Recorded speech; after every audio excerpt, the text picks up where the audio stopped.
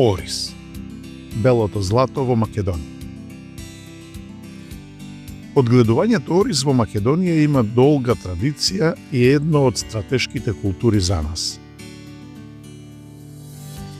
Се одгледува на големи површини, главно во Кочанското поле, но оризот се сее и во Велешко по течението на реките Бабуна и Тополка. Екипата на Класија се упати во Кочанскиот регион за да проследиме како се одвива жетвата на оризот, која што оваа година доцни околу 1 месец. Наше одредиште е селото Крупиште. Почитувани, добар ви ден и добре дојавте во Класија. Во денешната емисија ќе зборуваме за жетвата на оризот, која што оваа година доцни заради сплетна околности, меѓутоа и заради временските услови. Обично жетвата се одвива во октомври или втората половина на октомври, меѓутоа сега сме средина на ноември и сега, како што може да видите зад мене, веќе овде на една парцела се одвива жетва на ориз во непосредна близина на селото Крупиште. Ние ќе поразговараме малку за тоа како се одвива жетвата, меѓутоа сакаме да знаеме и со кои проблеми се соочуваат оризопроизводителите. Следете.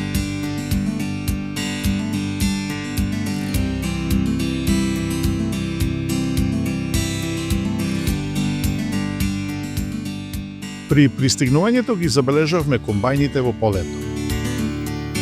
Се жнее оризовата арпа.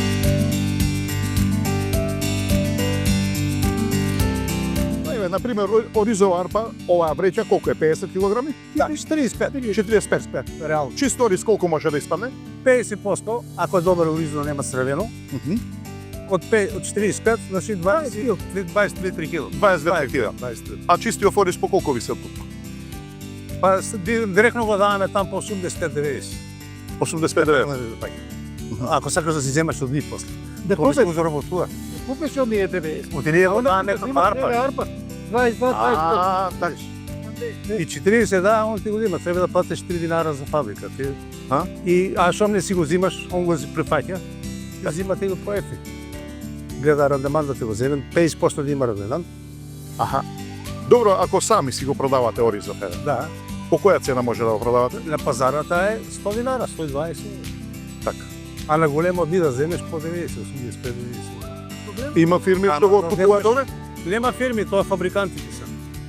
Не. Зимат ти од арпа, он го доработе и ти го откупи таму. По таа цена само и така. Така. А па да си го земеш, ако сакаш, може да си го земеш, ама треба да го платиш фабрика. 3 динара од кило на арпата и што испадне тоа да си го земеш, ама дека ќе го продадеш. А добро, има големи количини ориз оваа година? Како?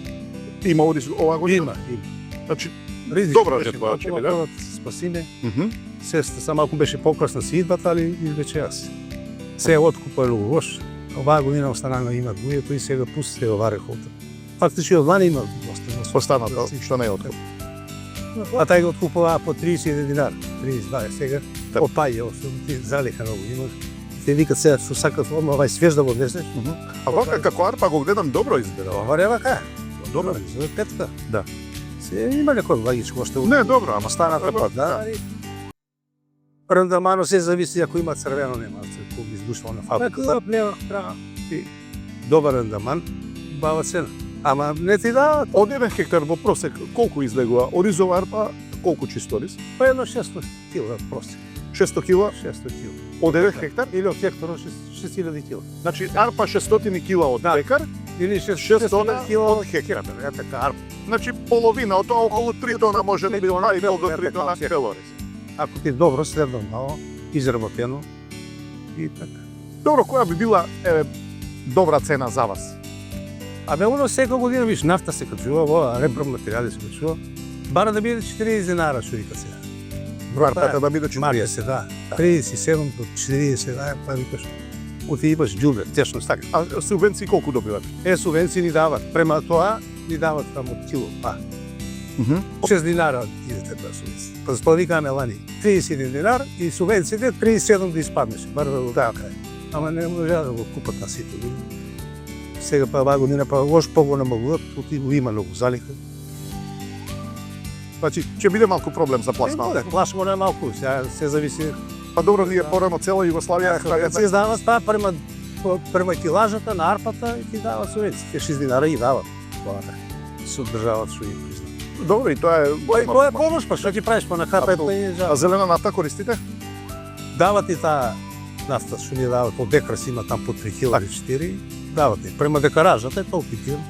Важно е користите таа. Дават се таа секој година. Па е добро. Има млада популација за работа? Па се потешко. Да. Нема се потешко. Бава е. Ова е некој изгубил лопу, гледај. Так. Што е? Бава е да има, што викаш ти, да има интереси млади, да му дадат, да има интерес, ама секој бега, нека пројши. Така и тоа е, секој бега се снајде порама.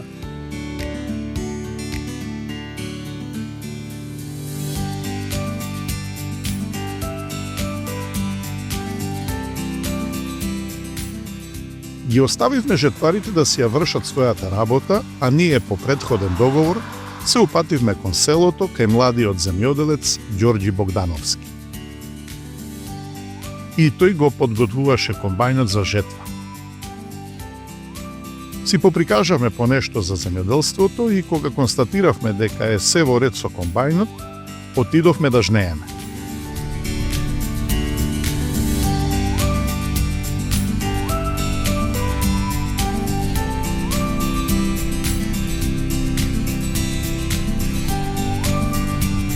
По неколку минути стигнавме до нива.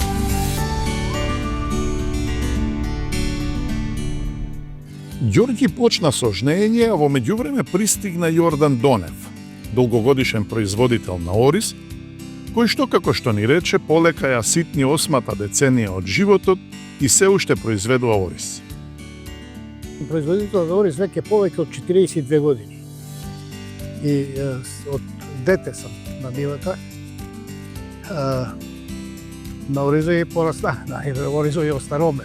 Али уште срце не ни дава да ги оставиме нивите како што гледаме дека ги остават и веќе на нивите да растат трски и шаварики. Сигурно се присетувате и на оние убави дамнешни времења, меѓутоа тоа е нешто минато. Сега во моментов присуствуваме на жетвата на оризот, меѓутоа ајде вака да почнеме поред. Сега е жетвата, меѓутоа ако почнеме со самото сеење на оризот. Добро. Со што се соочувате вие како производител од самиот старт? Од самиот старт се сукобуваме со проблемот водата кога се пушти. Добро. Водата се пушти многу касно. И затоа касно е жетвата на оризот. Иначе реално сега сме средина на ноември, кога требаше да биде? При крајот треба да се пушти водата при крајот некаде 20 април. Така? За да може веќе до 5 мај да бидат одсејани оризите. Ние го идевме порано. На 2 мај не идевме на излет, идевме на сеење. И тука ги сееме сите оризи. Зошто е тоа битно? Па, према тие стручњаци што кажуваат, метлицата при раното сеење, кога се формира метлицата во јули месец, се формира со многу повеќе зрна. Веќе, ако се формира таа метлица за класот, кога нажабува оризо, во август месец се веќе пократок денот, формира се со помалку зрна и приносот е многу помал. Ете така, значи, кога тоа сето би било во јули, кога би била жетвата? Па, жетвата ние најчесто почнуваме од Богородица, тоа е 21 септември. Така, После значи мала Богородица. Мала Богородица, после 21 септември се улеваше и се сееше, се жнееше. Кажете ми сега што се случува со заштитните препарати, ги имали доволно, дали се добри? Заштитни препарати на оризо никој не е дошол да види дали има болест или не има болест, стручњаци, а иако имаме канцеларија за индивидуално земјоделие. Друго, најголем проблем се за сега препаратите за прскање на плевелите. Тие, ако не са шверцерите, кои од Турска до нас шверцуваат и така натаму, оризите ќе останат неиспрскани. Никој не се најде да увезе ориз, да увезе препарати за прскање, да си отидеш у земјоделска аптека, да си купиш, да ти гарантира за квалитето и така натаму. Значи сето тоа да биде легално. Да биде легално. Ако случајно на граница те фатат со некој препарат, а мораш да донесеш, казните се ригорозни, цариниците исто така не те пуштат и така натаму. Та оваа година чини ми се дека и турските препарати што ги увезуваат тие шверцерите не беа квалитетни и оризите се и сега многу гадни. Има многу просо кое не успеаме да го уништиме. Тоа просо е некаде чини ми се дека никнува после прскањето. И кога никне, никој не дојде да каже, стручњаци да дојдат да кажат ова ќе се прска тогај и да се уништи таа работа. И оставени сме на милост и немилост. Еве сега рековме дека е во тек жетвата на оризот. Гледам тука имате зрна. Како ви изгледа ова зрна? Зрното е супер. Само во малку треба да се суше, бидејќи имам нешто малку зелено. Така. Меѓутоа, зрното е одлично. Тука ја гледа се дека домакински е разработено. Така. А генерално каква е вашата оценка за состојбата со оризопроизводството оваа година? Оризопроизводството сега ќе биде изгледа средно, меѓутоа се и повеќе се напуштат нивите поради нерентабилност. 4-5 души што имат јуштари, тие ја кројат судбината и помладите остават ги нивите по Италија, по Германија, Хрватска е интересна за нив и така натаму. Никогаш не е интересен оризот. Затоа што па не остваруваат профит, така? Без профит не работат младите. Ние последите, додека можеме, додека мрдаме, не можеме да гледаме нивата да ни прасат корони. Ќе работиме, али младите толку не ќе. И ако идете малку потаму, ќе погледнете трски и шаварики колку сакат. Веќе се напуштат нивите. Која е цената оваа година? А не се знае ништо. Не се знае ништо, која цена, имат рендаманки некој, на таа рендаманка пуште, а кој колку сака пуште, стегне го за да даде малку ориз на 100 грама арпа, така, и ти формира која ги цена, меѓутоа нема рендаманка која ќе биде неутрална. Него самиот купувач си има своја машинка за мерење на рендамано и он ти кажува, према тоа, цената ќе ти биде 28 денара, че не се исплати. Добро, значи 28 денари од прилика е на оризовата арпа, така? Па, тука некаде иде сега. 28 денара и тоа на едрите оризи, на другите се уште поевтини. Добро, кои цени е на оризовата арпа и конкретно на оризовото зрно би биле рентабилни за вас како производители? Па, видите, мислам дека вршија некои проценки. Вршија некои проценки испод 40 денари арпа не треба да биде. Така? Значи 40 денари некаде тука може да се исплати и да има некој мал профит. Мислам дека белиот ориз да го откупуват некаде околе 80 денари, а арпата да биде најмалку 40 денари. Тука ќе се можеме да се уклопиме. Помалку од тоа дека одма сме загуби. А добро, еве, во некои убави времења, овде Кочанскиов регион некаде се обработува или засеано со ориз имаше околу 5-6 хектари. До 5000 е доаѓало највише. Така. Сега колку има? Има 3000? Па рачунам дека не сум сигурен у таа производно, али како што се зборува дека некаде околу 3000 хектари има од ориз. 3000 хектари ги задоволува потребите на Македонија и треба да се извезат одредени количини. Сега колку производство реално може да има по хектар во добра година? Во добра година некаде 7 тона од хектар може да се добијат арпа. Добро. Тие 7 тона 50% да биде бел ориз, 50%, така да задоволувате. Македонија троше некаде околу 2 милиона кила бел ориз, другото останува за износ. Така. Добро, едно време се спомнуваше дека оризот може да се откупи за стокови резерви. Тоа значи за вас? Па, мислам, не да значи. Тоа е етнината на оризопроизводителите, ако сакат оризо да обстане.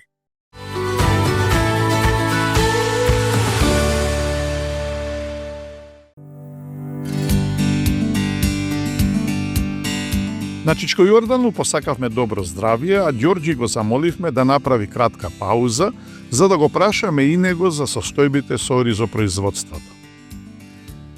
Тој објект направиме, пред тоа работевме у индустријските зони, пред години 10 сега. Од 2015 наваму, така се бавиме повеќе со земјоделие. А добро е тоа. И треба млада популација на држава во земјоделието. Па те трудиме се, Божим.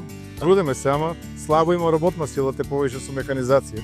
Еве сега во теке жетвата на оризот. Да. Ова реално претходни години се случувало малку порано, меѓутоа ова година е средина на ноември, сега во еке жетвата. Која првично беше причината? Дали само временските услови или нешто друго? Па првично беше причината пошто одбраната немаше доволно вода и во стопанство требаше да сееме на пола поле, меѓутоа сите земјоделци запнаа сакаа да сеат цело поле и мораше да се прави план за тоа малку и повеќе за не соседбата, меѓутоа временските услови се идеални за оризо. Сега малку е покасно за жетва, Така. меѓутоа те гледаме дека оризо е супер, меѓутоа малку што каснеме. Би требало да издржат временските услови, да вршиме жетвата, пошто и претходните години сме жнеали во ноември. Кажуваат дека ќе бидат добри, времето ќе биде добро. И мислам дека ќе заврши жетвата. Квалитетот на оризот е супер. Јас сеам сорта Канео. Така. Еве имаш тука кај тебе арпа, така? Да. И како ти изгледа? Па супер е, сега супер изгледа. Те сега третирано е со Оргалайф, со ѓубрето. Така. Е така. Органско ѓубриво. Оргоско ѓубриво. Сето ова го започнавме на шала со Добро утро фармери, со помош на Денис Пеев, Така. со новите иновациите на дрон, со да си ја полеснеме работата. Јас бев скептик, не верував многу. Поставив на Денис една нива да третираме со Organ Life, со тие микроорганизми. Нели кога се зорува сламата, Така. да се скапе и делот просто да уништиме. Те гледате нивата, самата нива, значи 70-80% просто е уништено. Сега приходите се добри, третираме го 3 пати го третираме, уквасење и упрскање. И резултатите се добри. Сега ќе видиме со рандамано што ќе ти покаже, со квалитето на биењето.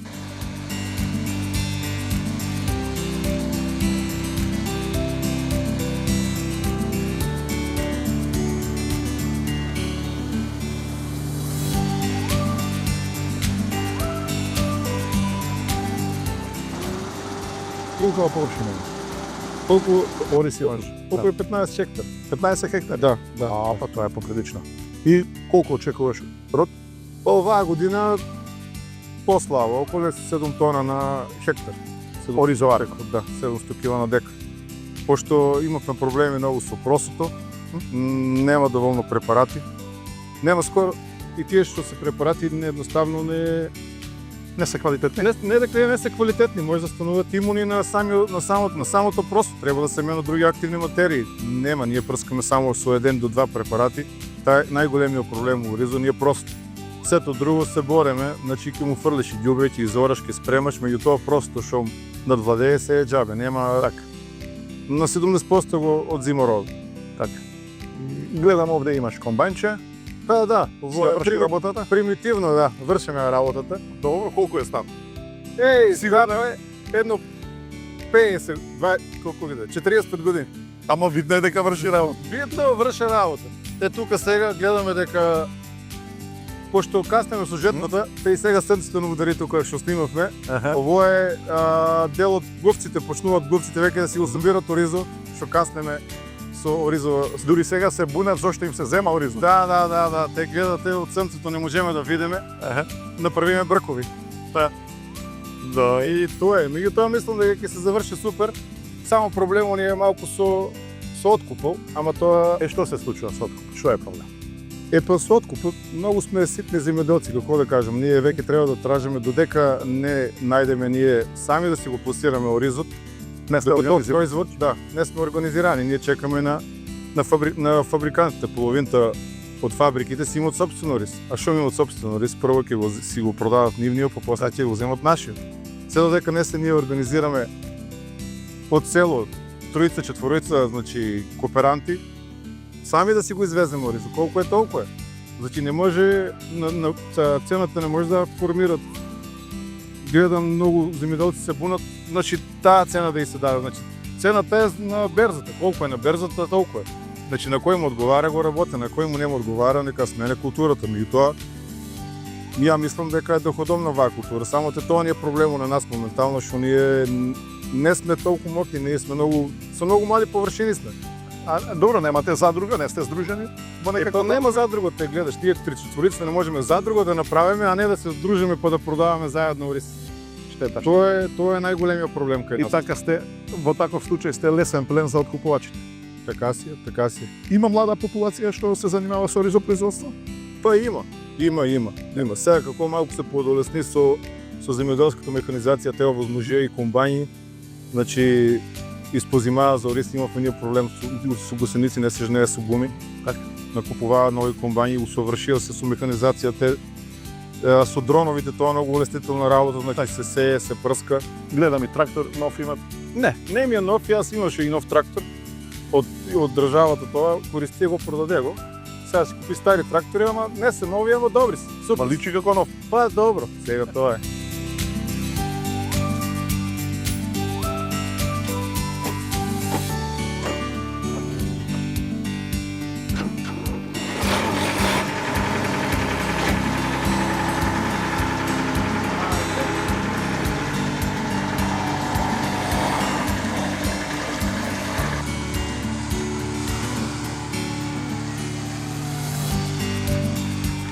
Го оставивме Ѓорѓи да си ја продолжи жетвата, а на парцелата се појави и Денис Пеев, на покана од Ѓорѓи. Било договорено со помош на дрон да ја третираат нивата веднаш после жетвата. Денис, во моментов е жетва на оризот. Овде сме сега присутни на една парцела. Активна е во моментов жетвата. Која е сега вашата улога овде? Пред се би сакал да го поздравам и фармерот на чија нива сега се наоѓаме. Нашата цел во моментот е после жетвата да третираме со органско ѓубриво, каде што би допринеле самата слама од оризовата слама, да ја претвориме во ѓубриво, да допринесеме со тоа да сватат дел од земјоделците дека нема потреба да ја гориме и да ја загадуваме околината, него самата слама и ја третираме со органско ѓубриво и создаваме дополнително ѓубриво. Претходно морам да напоменам дека оваа нива исто така е третирана со органско ѓубриво и оризот е органски ориз. Толку на оваа нива, благодарение на Ѓорѓи кој го прифати мојот совет и заедно се договоривме оваа нива да ја третираме и да добиеме органски ориз. Затоа да биде се органски, сламата исто ќе ја претвориме во ѓубриво, со тоа го уништуваме и плевелот просо. Оваа година видовме резултат, до година веруваме дека ќе имаме подобар резултат.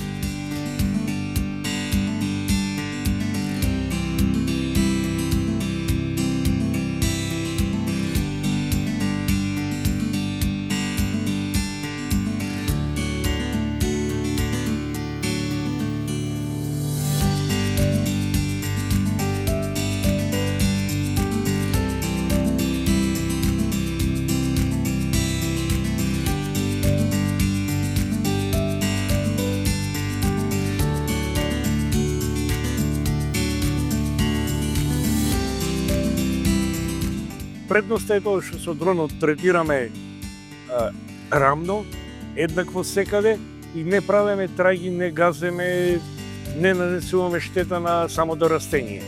Дронот прецизно го третира тоа и е многу полесно и побрзо. Има интерес кај останативе земјоделци? Да, кај сите оризопроизводители да, и веќе ова мината година, да кажеме 25-та, премногу. Почнаа да сваќаат суштината на дронот, да ја разбираат самата прецизност и поради тоа што нема намалување на работна сила, дроновите вршат голема работа. Значи, како и да е потребна дополнителна едукација на земјоделците со цел да сватат дека модерните технологии треба да го земат своето место. Да, во секој случај да. Се трудам јас и објавувам каде и да третирам, објавувам снимки, се трудам сето тоа да го објаснам. Не е практично, ево дрон мора со дрон, него едноставно сакаме да го објасниме и да го прикажеме бенефитот од третирањето со дрон. Како што имаме прилика и сега да го прикажеме бенефитот од оваа нива.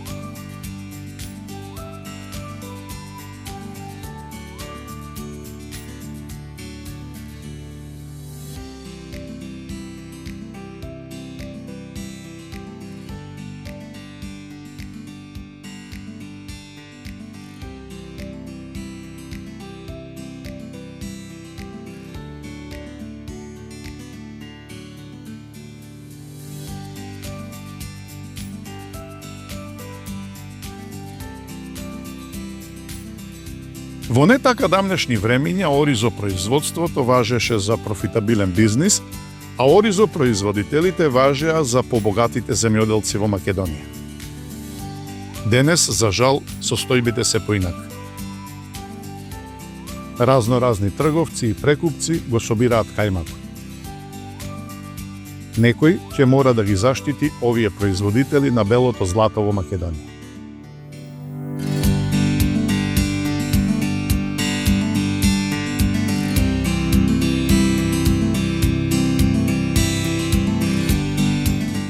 Ете, во денешнава емисија имавте можност да проследите како се одвива жетвата на Оризот во Кочанското поле, меѓутоа имавте можност да слушнете директно од оризопроизводителите со кои проблеми се соочуваат и дали се задоволни со актуелните цени во моментов на Оризот.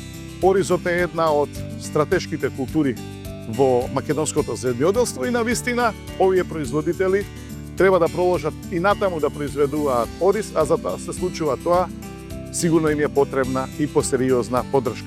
Ете, тоа беше се во денешното издание на нашата емисија Класи. Ве поздравуваме и ви посакуваме пријатен ден.